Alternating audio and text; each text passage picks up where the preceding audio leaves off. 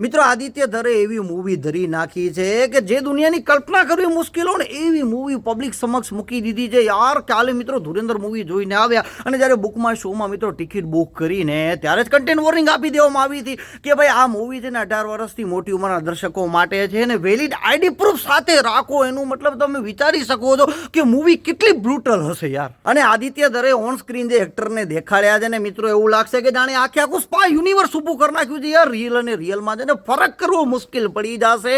અને અક્ષય ખન્નાએ તો મિત્રો જે રોલ નિભાવ્યો છે બાકી બધા એક બાજુ ને અક્ષય ખન્ના એક બાજુ યાર. મેન ઇન બ્લેક મિત્રો ટિપિકલ સાયલેન્ટ કિલર એક્ટિંગ જે કરી છે ને મિત્રો લગભગ સુધી બધા એમ જ કહેતા હશે કે રોલ જો કોઈનો સૌથી વધારે પસંદ આવ્યો હોય તો રહેમાની તરીકે જે અક્ષય ખન્નાએ રોલ નિભાવ્યો છે ને મિત્રો લાજવાબ છે. અને આર માધવન તો મિત્રો ઓળખમાં જ નથી આવતો યાર. શું ભાઈએ રોલ નિભાવ્યો છે ખબર જ ન પડે યાર. અજીત દોભાલ છે કે આર માધવન છે અને રણબીર સિંહ મિત્રો એમણે પણ જબરદસ્ત એક્ટિંગ કરી છે.